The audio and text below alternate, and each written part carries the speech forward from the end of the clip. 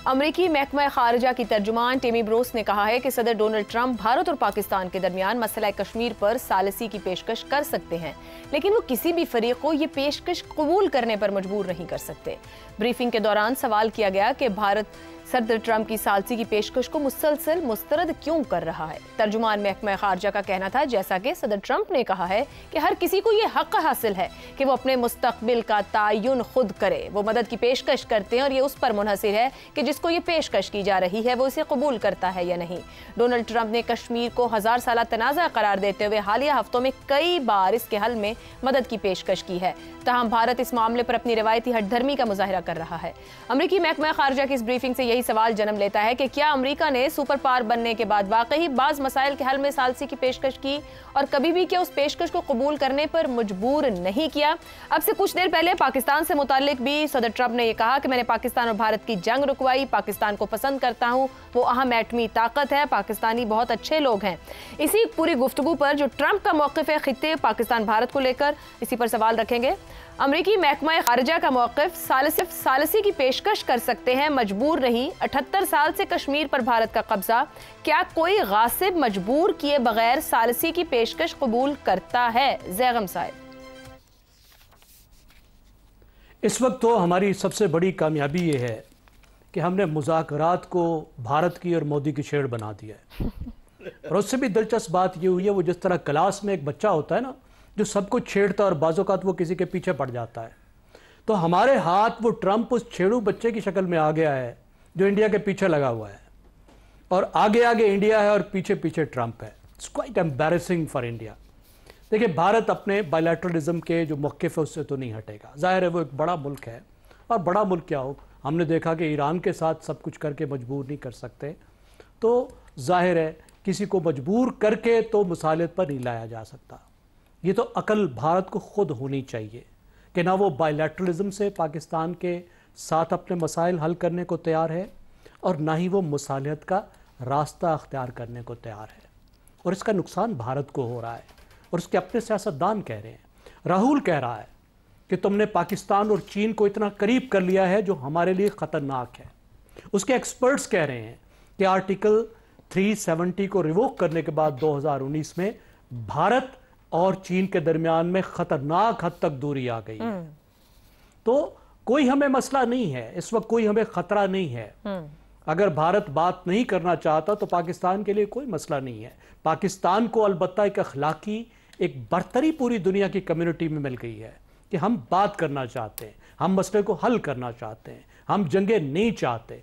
तो भारत खुद अपने आप को एक्सपोज कर रहा है, और पाकिस्तान की जो सफारती सलाहियत है और जो सफारती अहमियत है वो बढ़ रही है। अदरवाइज कोई हमारे लिए मसला नहीं है, गेम उलट चुकी है। हमें आइसोलेट करने की हर कोशिश भारत की नाकाम हो चुकी है। अब अगर वो पाकिस्तान से बात नहीं कर रहा तो खुद को अब डिप्लोमेटिकली पाकिस्तान से आइसोलेट कर रहा है, अपना नुकसान कर रहा है।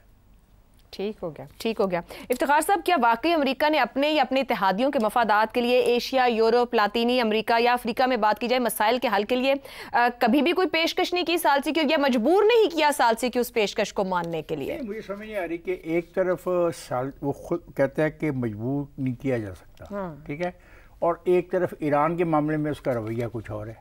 मैंने एक ही दिन एक ही वक्त पर वो दो मुख्तलिफ मौक़िफ़ अख्तियार किए बैठे। अब हिंदुस्तान ने जो हरकत 370 के बाद की है, तो आप यकीन करें कि मेरे लिए उसने एक रास्ता खोल दिया कि जो LOC है उसको मैं ना तस्लीम करूं, क्योंकि मैं LOC को तब तस्लीम करता जब शिमला माहदे को मैं तस्लीम करता मुकम्मल तौर पे। कि शिमला माहदे में जो पोजीशन थी कश्मीर की वो 370 से मुख्तलिफ थी। ठीक, यहाँ पर वो field marshal general Asim Munir की तारीफ भी कर रहे हैं कि एक्सट्रीमली इन्फ्लुएंशियल रहे पाकिस्तान और भारत के दरमियान जंग और मामले को रुकवाने के लिए। मेजर कहा गया है कि मेजर 2 एटमी कुव्वतें हैं। शुक्र है इसको तो मान लिया गया। देखिए, मैं आपको सीधी सी बात बताऊं, सालसी की पेशकश कर सकते हैं, मजबूर नहीं कर सकते, ये डिकॉटमी है, ये एक दोहरापन है। शर्मिंदगी नहीं हो रही उनको भारत की तरफ से भी? मैं वो कहना ये दोहरा मुआर है ना आशा, ये आपके सामने है ना कि उधर कहा जाता है कि कहा जाता है कि कोई बात ही नहीं करनी, अनकंडीशन हमारी बात मानो, अनकंडीशन खत्म कर दो, अपने हथियार फेंक दो, हमारी हर बात मान लो। और इधर सालसी की ये बात आती है तो कहा जाता है कि सालसी के लिए मजबूर नहीं किया जा सकता। ये गलत है बिल्कुल।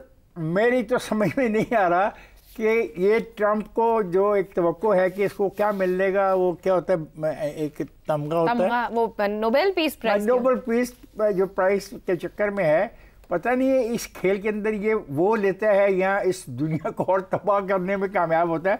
एक बार याद रखिएगा, मैंने अपने पिछले पॉइंट में कहा, ये अगर ख़तरा बड़ा तो याद रखिए अमेरिकन अपने फौजियों की लाशें नहीं बर्दाश्त करते, ये याद रखिएगा। ठीक है। और अमेरिका के फौजियों को मारना कोई मुश्किल फिर नहीं रहेगा ईरान के लिए। जब ईरान में हुकूमत नहीं होगी, कुछ नहीं होगा, वहाँ का आयतुल्लाह खमीनी कत्ल करवा दिया जाएगा, वहाँ पे कुछ रहने नहीं दिया जाएगा, तो फिर वहाँ पे जिसकी मर्जी जो आएगी वो करेगा। दुरुस्त हो गया जी। आजाद साहब, आज अमरीकी महकमा खारजा का मौक़िफ़ सामने आया कि सालसी की पेशकश कर सकते हैं अमरीकी सदर ट्रंप बार बार पाकिस्तान और भारत का जिक्र कर रहे हैं, जंग रुकवाने की बात कर रहे हैं, फिर वो सालसी की बात करते हैं। भारत पीछे हट रहा है, कोई जवाब नहीं दे रहा, बायलैटरल पर रहना चाहता है। मगर ट्रंप ने आज दोबारा पाकिस्तान के साथ अपनी मोहब्बत का इजहार किया है कि बहुत पसंद है, अहम एटमी ताकत है, मैंने जंग रुकवाई है, एक अहम मुलाकात भी होने जा रही है। कितनी अहमियत है इस वक्त इस मुलाकात की, चाहे खित्ते की बात की जाए या कश्मीर के तनाजुर में बात की जाए? देखिए, मुझे नहीं मालूम कि हम सालसी से क्या तवक्को लेकर बैठे हुए हैं, हम क्या चाहते क्या हैं, सालसी में हमें क्या हासिल होगा। ये सालसी अगर कामयाब हो भी जाए और ये हमें बिठा भी दें तो हम क्या तवक्को रखते हैं कि ये कश्मीर उनसे लेके हमारी झोली में डाल देंगे? यकीनन ऐसा तो नहीं होगा ना, हो ही नहीं सकता। अच्छा, अब इसके लिए इसका मतलब ये है कि ना वो मजबूर कर सकते हैं, छीन के भी नहीं दे सकते, लड़ के भी नहीं लेके हमें करके दे सकते। तो यही कहेंगे हमें अगर बिठाने में कामयाब हो जाते हैं कि आप दोनों मुल्क बैठें और अपने मामलात को हल करें। अच्छा, अब दो तरीके हैं हल करने के। यूएनएससी रेजोल्यूशन जो हैं, यानी अक़वाम मुत्तहिदा की जो करारदादें हैं, उसके मुताबिक कश्मीर का मसला हल किया जाए। अब वो तो 75 साल से बैठा हुआ है, उसी तरीके से उस पर तो कोई 1 इंच भी प्रोग्रेस नहीं हुई है। तो ये अकेला ट्रंप वो 76 साल का जो बैगेज है उसको किस तरीके से तोड़ के आगे की तरफ जा सकता है? यानी वो ना हमें मजबूर, हम तो चलें फिर भी तैयार हो जाएंगे, भारत को तो मजबूर नहीं कर पाएगा कि अच्छा तुम इसके ऊपर कुछ कदम उठाओ।